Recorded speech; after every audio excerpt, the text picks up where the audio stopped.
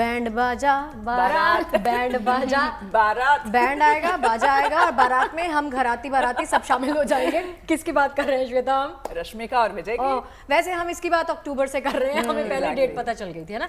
नवंबर में हमने बताया था कि इनकी सगाई होने वाली है, सगाई हो चुकी है, अब शादी की डेट सामने आ गई है। How excited are you guys? देखिए एक्साइटेड बहुत ज्यादा है शगुफ्ता, क्योंकि एंगेजमेंट हुई उसके बाद फोटो सामने नहीं आई और बहुत ही लंबे समय के बाद तो ये दिन आ रहा है नहीं, जब ये दोनों शादी के सरगम ऐसे वाली कुछ फोटो आई थी। हाँ, exactly, कितनी सारी जिसमें हम अनुमान लगा रहे थे और आपको पता है ये लोग ना पब्लिकली भी ज्यादा अपीयरेंसेस देने लगे थे, तो ऐसे में इतने क्यूट लग रहा है साथ में। अब लग रहा है अब शादी हो ही जाएगी। मुझे तो लुक्स देखने हैं, क्या लुक होंगे, रश्मिका क्या अटायर पहनने वाली है, तो उसके लिए मैं जो हमारा कंसर्न है हम वही देखेंगे। नहीं, मैंने तो इनकी वीडियोस ऐसी देखी है जिसमें ऑफिशियली तो कुछ ऐसा नहीं बताते, लेकिन इन दोनों के इमोशंस एक दूसरे के लिए काफी ज्यादा नजर आते हैं, कंसर्न बहुत ज्यादा नजर आता है, वहां से अंदाजा लगा लेते हैं भाई कुछ ना कुछ तो होने वाला है। एक चीज तो शगुफ्ता देखने वाली होगी कि भाई अक्सर जो हम देखते हैं सेलिब्रिटीज की जो शादियां होती है उसमें बहुत ही ग्रैंड वाइब्रेंट कलर्स उस तरह का यूज होता है, जो कि साउथ के हैं सुपरस्टार्स, तो वहां अक्सर आप देखिए पेस्टल कलर्स ज्यादा इस्तेमाल होते हैं, बहुत ही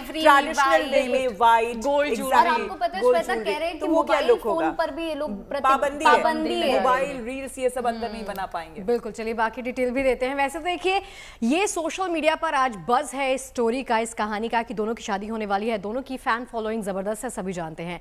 ऐसे में जब से दोनों की शादी की चर्चा छिड़ी है, फैंस टकटकी लगाए बैठे हैं। हालांकि दोनों शादी के बारे में अभी तक कुछ खुलकर नहीं बोल पाए हैं, लेकिन अब फाइनली शादी की तारीख कंफर्म हुई है। बिल्कुल, दरअसल एक कार्ड जो सोशल मीडिया पर घूम रहा है, यही वो कार्ड है जो रश्मिका विजय की शादी को कंफर्म कर रहा है और उसका सबूत बना हुआ है। देखिए इस कार्ड के मुताबिक वेडिंग डेट 26 फरवरी है, जैसे कि हम सब बात यहाँ पर कर रहे थे। मतलब ये है कि दोनों स्टार 26 फरवरी को शादी के पवित्र बंधन में फाइनली बंधने जा रहे हैं।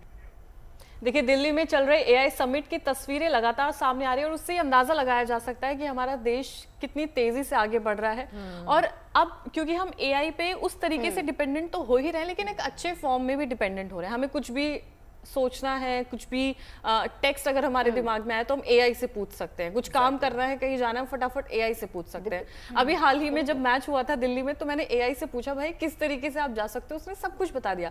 आपको यहाँ से ये मेट्रो ले सकते हो, आप यहाँ से ये कैब कर सकते हो, मतलब इतना आगे बढ़ चुका है, स्मूथ हो गई है। बिल्कुल। मुझे ऐसा लगता है ना कि एआई एक ऐसी चीज है, आप उसे डिसलाइक कर सकते हैं, आप उसे लाइक कर सकते हैं, आप उसे इग्नोर नहीं कर सकते, क्योंकि अब जिस दौर की तरफ हम बढ़ रहे हैं ना, सिर्फ इंडिया नहीं, मुझे लगता है पूरी दुनिया, पूरा विश्व जैसे आगे बढ़ रहा है। एआई बहुत ही महत्वपूर्ण भूमिका निभा रहा है और निभाने वाला है आने वाले समय में। नौकरियां ना लोगों की ले ले, ये डर जरूर है। बिल्कुल, देखिए क्योंकि समय अब आर्टिफिशियल इंटेलिजेंस का ही है, तो भाई ये जमाना डांसिंग रोबोट्स का भी है। तभी तो केवल चीन ही नहीं बल्कि इनका जलवा दिल्ली में हो रहे एआई समिट में भी खूब बिखर रहा है। बिल्कुल दीपिका, और भारत मंडपम में हो रहे इस एआई महाकुंभ के जरिए ये डेमो दिया जा रहा है कि कैसे दुनिया आर्टिफिशियल इंटेलिजेंस की छाया में धीरे धीरे तब्दील हो रही है, उसकी तरफ बढ़ रही है। आज इंसानी जीवन के हर क्षेत्र में एआई बखूबी इस्तेमाल किया जा रहा है। ऐसे में भारत की धरती पर हो रहे इस समिट में डांसिंग रोबोट्स का जलवा भी वाकई खूब इंटरेस्टिंग रहा। देखिए कैसे।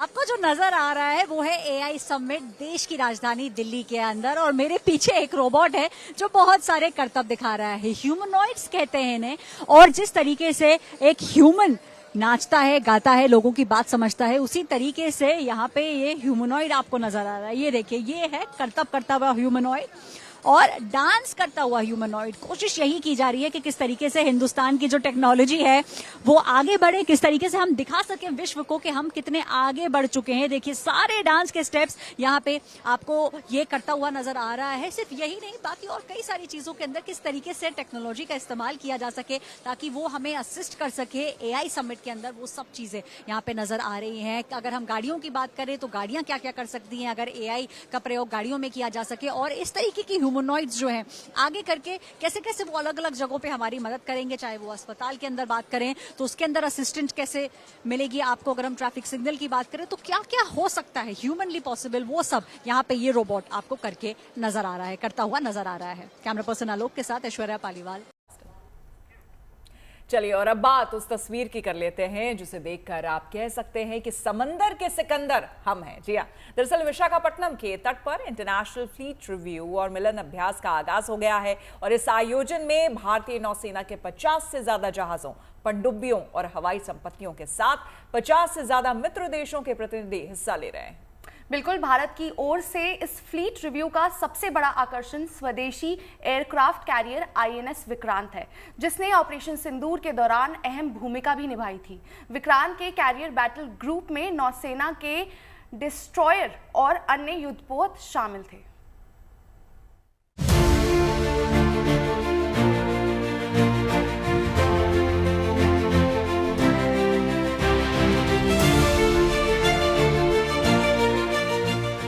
समंदर में हिंदुस्तान की नौसेना का शौर्य और पराक्रम।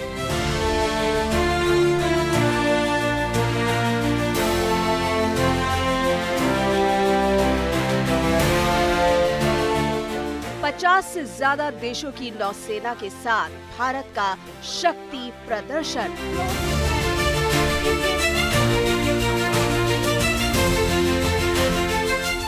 आंध्र प्रदेश की विशाखापत्तनम में 50 से ज्यादा देशों की नौसेना के साथ भारतीय नौसेना ने पराक्रम का प्रदर्शन किया। ये शक्ति प्रदर्शन इंटरनेशनल फ्लीट रिव्यू यानी IFR 2026 का हिस्सा है, जिसमें शामिल देशों के 70 से ज्यादा युद्धपोत, पनडुब्बियां और नौसैनिक विमान ने इस प्रदर्शन में अपना दमखम दिखाया। बड़ी बात है कि भारत में इसे किया जा रहा है और मित्र नौसेनाएं, चाहे वो रूस हो, जापान हो, जर्मनी हो, फ्रांस हो, इंडोनेशिया, थाईलैंड, अमेरिका, तमाम डेलीगेट्स यहाँ पर आए हुए हैं, अपने शिप्स को लेकर आए हैं। श्रीलंका के शिप्स हैं यहाँ पर, बांग्लादेश के शिप्स हैं यहाँ पर। तमाम लोगों को आप देख रहे हैं, तमाम अतिथि यहाँ पर हैं जो फॉरेन डेलीगेट्स यहाँ पर मौजूद हैं, यूरोपियन यूनियन के लोग यहाँ पर हैं। तो वाकई में भारतीय नौसेना की ताकत, उसका दमसम बढ़ रहा है। INS विक्रांत यहाँ पर जब दिखाई दिया तो वो एक अलग हलचल थी। एयर ऑपरेशंस हमने देखे जिसमें कामोव से लेकर MiG-29 तक दिखाई दिए। स्पेशल ऑपरेशंस करने वाले जो मार्कोस हैं, मरीन कमांडोज, उन्होंने अपने हाई स्पीड पेट्रोल वेसल्स को दिखाया। इस फ्लीट रिव्यू में इंडो पैसिफिक, यूरोप, अफ्रीका और अमेरिका समेत 50 से ज्यादा देशों के नौसेना प्रमुख और सीनियर प्रतिनिधि विशाखापत्तनम पहुंचे हैं। इनमें फ्रांस, रूस, जापान, ऑस्ट्रेलिया, ब्रिटेन, ब्राजील और सऊदी अरब जैसे प्रमुख राष्ट्र शामिल हैं।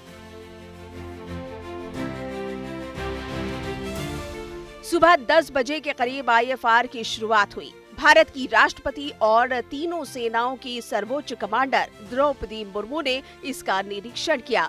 भारत की ओर से इस फ्लीट रिव्यू का सबसे बड़ा आकर्षण पहली बार शामिल हुआ स्वदेशी एयरक्राफ्ट कैरियर INS विक्रांत रहा, जिसने पाकिस्तान के खिलाफ ऑपरेशन सिंदूर के दौरान अहम भूमिका निभाई थी।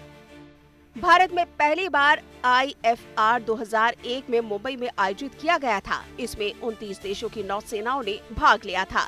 दूसरा 2016 में विशाखापत्तनम में हुआ था। 2016 का आयोजन भारतीय समुद्री क्षेत्र में युद्धपोतों का अब तक का सबसे बड़ा जमावड़ा माना गया था। अब 9 साल बाद भारत अपने मित्र देशों के साथ एक बार फिर समंदर में शक्ति प्रदर्शन कर रहा है। भारत के साथ 50 से ज्यादा मुल्कों का जुटना सिर्फ भारत की ताकत की नुमाइश नहीं है, बल्कि पड़ोसी दुश्मन मुल्कों को एक चेतावनी है। संदेश साफ है, छेड़ोगे तो छोड़ेंगे नहीं। फ्लीट रिव्यू के बाद कल से अभ्यास मिलन का 13वां संस्करण मिलन 26 का आगाज होगा, जिसमें भारत के साथ अमेरिका, जापान और ऑस्ट्रेलिया की नौसेनाएं खास तौर पर हिस्सा लेंगे। इस अभ्यास का मकसद मित्र देशों की नौसेनाओं के बीच पेशेवर संबंध मजबूत करना, अनुभव साझा करना और समुद्री सहयोग बढ़ाना है। विशाखापट्टनम से शिवानी शर्मा के साथ bureau report, good news today. के बाद बात मौसम की करते, कल तक तो काफी गर्मी लग रही थी मुझे लगता है। मौसम बड़ा बेईमान है। जब भी मैं अपने कपड़े अंदर रखने की सोचती हूँ ना सर्दियों हाँ, के, बहुत फिर पहले से रखना। मैं बहुत पहले ये यही कर रही हूँ, मतलब रख देती कपड़े है, रख बाहर रही हूँ। निकाल, रखो आज बाहर। फिर बाहर निकालिए। मैंने कहा ये हो क्या रहा है, मुझे यहाँ पर सब बोलेंगे सरगम ये तुम बंद करो, क्योंकि अभी मौसम यूं टर्न लेता रहेगा। बिल्कुल, देखिए मौसम की बात करते हैं तो मौसम तो रंग बदल ही रहा है। अभी कुछ दिन पहले खासतौर से उत्तर भारत के मैदानों में सर्दी काफी महसूस हो रही थी, लेकिन देखिए ना जाते जाते फिर सर्दी लौट आई है।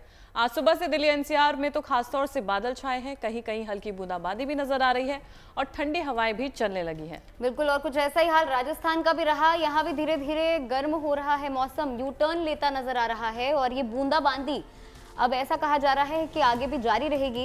ऐसा मौसम विभाग ने पुनर्नुमान दिया है। जाहिर सी बात है कि मौसम का ये बदलता हुआ अंदाज देख समझ में ही नहीं आ रहा कि गर्म कपड़ों को रख दिया जाए या फिर अभी पहने रखें, जैसे अभी मैं कह रही थी। देखिए फिलहाल तो मौसम विभाग ने जिस वेस्टर्न डिस्टर्बेंस के एक्टिव होने का अंदाजा जताया है वो सच साबित होता हुआ भी नजर आ रहा है। मौसम थोड़ा बहुत सर्द हो गया है, इसीलिए बदलते मौसम को लेकर सावधानी बरतना भी बेहद जरूरी है। कहाँ से है सर सब? मैं आंध्रा से हूँ। आंध्रा से। तो दिल्ली का मौसम आज कैसा लग रहा है आपको? आज तो बढ़िया है, कल तक तो बहुत धूप था, आज मौसम ठंडा था, घूमने लायक हो गया। लग रहा है लोगों ने गर्मियों के कपड़े निकाल लिए थे, तो लग रहा है वापस से ठंड जो है वो दस्तक दे चुकी है। हाँ हाँ बिल्कुल बिल्कुल। आज थोड़ा मौसम है, सुबह बारिश भी हुआ था थोड़ा बहुत, तो दोबारा ठंड का मौसम बन गया है। मौसम यहाँ तो ठीक ही लग रहा है अभी। कल का मौसम से आज का नॉर्मल है, कल थोड़ा सा ज़्यादा हीट था। तो घूमने आए हो तो घूमने वाला मौसम बन गया है मतलब। जी जी जी जी। चेहरे पे मुस्कान भी नजर आ रही है, बच्चे को देख लो कितना मजा आ रहा है। मजा आ रहा है। बोलो बेटा। ठंड नहीं लग रही? ठंड नहीं लग रही? नहीं, बिल्कुल नहीं लग रही। नहीं। तो बच्चे तो जो है फुल मजे ले रहे हैं। आप बताइए आपको मैम कैसा मौसम लग रहा है? अच्छा लग रहा है। कल के समय जो है बहुत ज्यादा अच्छा, बहुत अच्छा लग रहा है। कल तो बहुत ज्यादा गर्मी थी, मन भी नहीं कर रहा होगा आपका तब सही घूमने का, लेकिन आज अच्छा लग रहा है। तो फैमिलीज जो है अलग अलग राज्यों से आई हुई है और हर कोई जो है वो एंजॉय कर रहा है, मौसम का आनंद जो है वो ले रहा है। आप बताइए आप कहाँ से आए हैं? हम रोहिणी से। रोहिणी से। दिल्ली वाले हो मतलब? हाँ, तो हाँ। दिल्ली का मौसम कैसा लग रहा है आज? आज अच्छा है, आज बारिश अच्छा के बाद से अच्छा है। बारिश के बाद से अच्छा है। कल कितनी गर्मी थी और आज कितना सुकून? कल तो गर्मी थी, सुबह रात में ज़्यादा गर्मी नहीं थी, लेकिन दिन में बहुत गर्मी थी। लेकिन आज की मौसम मतलब बहुत दिल गार्डन गार्डन हो गई है। गार्डन गार्डन लग रहा है कि ठंड ने वापस से एक बार। नहीं, ठंड ने वापस नहीं आई है, लेकिन मौसम बहुत सही है, ना ज़्यादा ठंड है ना ज़्यादा गर्मी है। 17 फरवरी यानी बीते हुए कल का तापमान 30.9 डिग्री था, जो कि सामान्य से 6.5 डिग्री ज़्यादा था। अमूमन फरवरी में इतना तापमान, इतना टेम्परेचर नहीं होता। कल लोगों को गर्मी का एहसास हो रहा था, लेकिन आज फिर से एक बार मौसम ने करवट बदली है और फिलहाल आपको दिल्ली एनसीआर में बादल छाए हुए दिखाई पड़ रहे हैं।